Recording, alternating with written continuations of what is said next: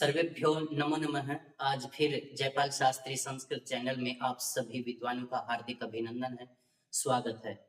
हम अलंकारों के विषय में पढ़ने जा रहे हैं, जो हमारे एचटेट और नेट में इनमें से काफी प्रश्न पूछे जाते हैं। कोई भी लाइन दे देता है या श्लोक दे देता है या फिर किसी भी जो अलंकार है उसका लक्षण दे देता है और उससे ये पूछ लेता है कि ये बताइए इसमें कौन सा अलंकार है। तो आप सभी हमारे इन वीडियोज को बड़े ध्यान से देखें और समझें कि ये प्रश्न कैसे पूछे जाते हैं। आप हमारे चैनल को सब्सक्राइब जरूर कर लें, जिससे कि आने वाली सभी वीडियो आपके सामने आ सकें। इसी क्रम में मैं आप लोगों का एक बार फिर हार्दिक अभिनंदन करता हूँ, स्वागत करता हूँ। निदर्शनालंकारः लक्षणम् अभवन् वस्तु संबंधः उपमा परिकल्पकः निदर्शना भवेत्। जहां पर अभवन न होता हुआ वस्तु संबंधः और जहां पर उपमा की परिकल्पना की जाती है वहां निदर्शना अलंकार होता है। यहाँ इसका अर्थ है कि जहां दो वाक्यार्थों का संबंध उत्पन्न न होता हुआ उपमा का आक्षेप हो, वहां पर निदर्शना अलंकार होता है। इसका उदाहरण है, ये अभिज्ञान शाकुंतलम का उदाहरण है और पिछले एचटेट में ये श्लोक दे करके ही उसने ये पूछ लिया कि बताइए इसमें कौन सा अलंकार है।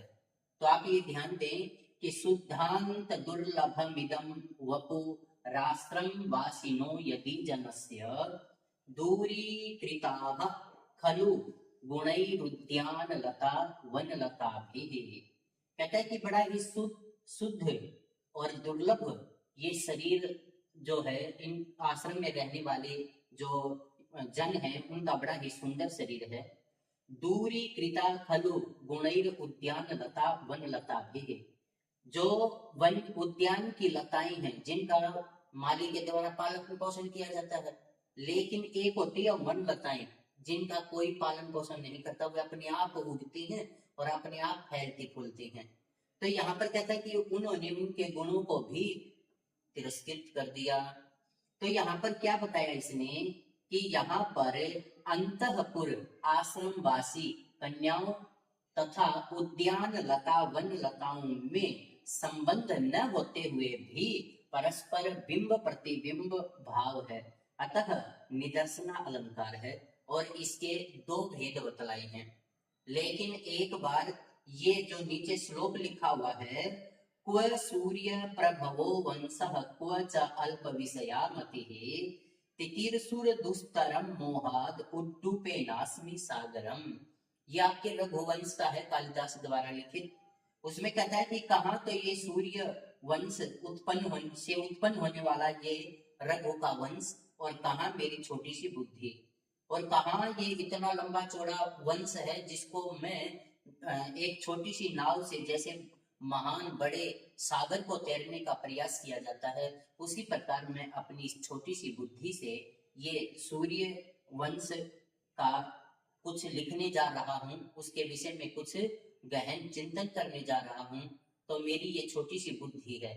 तो यहाँ पर छोटी सी बुद्धि का और ये इसका नाव का, वंश का और सागर का यहाँ बिंब प्रतिबिंब दिखाया गया है, इसलिए यहाँ पर निदर्शना अलंकार है। तो आप ये ध्यान दें कि ये जो श्लोक आपके दिए हुए हैं ये एचटेट में एक बार पूछे जा चुके हैं, तो आप इन्हें देख करके ये जो निदर्शना अलंकार है उसके ऊपर ही निशान लगाएं। विभावना अलंकार, इसका लक्षण है विभावना बिना हेतुम कार्योत्पत्तिर्यदुच्यते, जहां बिना ही कारण के कार्य की उत्पत्ति कही जाए वहां पर विभावना अलंकार होता है। इसमें क्या होगा कि कारण के कार्य की उत्पत्ति, कारण है ही नहीं लेकिन फिर भी कार्य की उत्पत्ति हो जाना, वो आपका विभावना अलंकार कहलाएगा। उदाहरण है, स्तनन्यस्तोषीरं प्रशिथिल मृणालैकवलयं प्रियायाः साबाधं सदपि कमनीयं वपुरिदम्।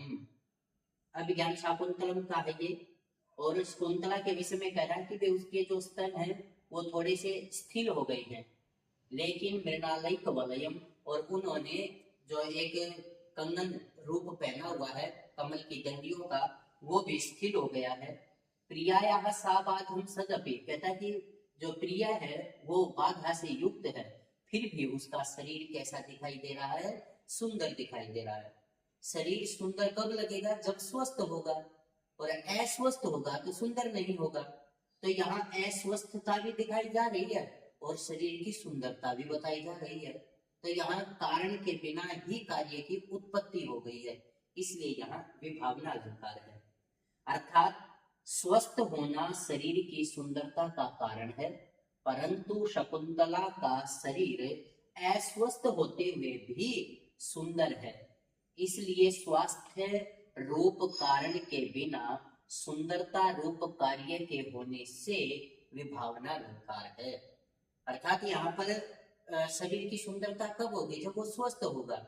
लेकिन यहाँ पर ये बता भी रहा है कि वो पीड़ा से युक्त है, लेकिन फिर भी उसका शरीर कमनीय प्रतीत हो रहा है। तो यह ऐसी अवस्था में विभावना अलंकार है, और विश्वनाथ जी ने इसके दो भेदों को ही माना है। तो ये आपका विभावना अलंकार था।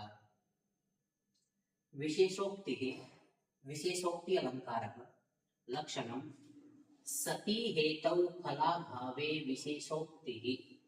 अर्थ, जहाँ कारण के होते हुए भी कार्य का न होना पाया जाए वहां पर विशेषोक्ति अलंकार होगा। अर्थात कारण है लेकिन कार्य नहीं हो रहा है, तो वहां पर आपका विशेषोक्ति अलंकार हो जाएगा। इसका उदाहरण है, धनिनोपि निरुन्मादः युवानोपि न चंचलाः प्रभवप्य अप्रमत्तास्ते महामहीम शालिनः। कहता है कि हे राजन, धनी होते हुए भी उन्मादी नहीं है, युवानो अपि न चंचला है, युवा होते हुए भी चंचल नहीं है, प्रभवो अप्य अप्रमत्ता, धन दौलत से लबालब भरे हुए हैं लेकिन फिर भी प्रमत्त नहीं है। अर्थात यहाँ पर कारण है लेकिन कार्य की उत्पत्ति नहीं हो रही।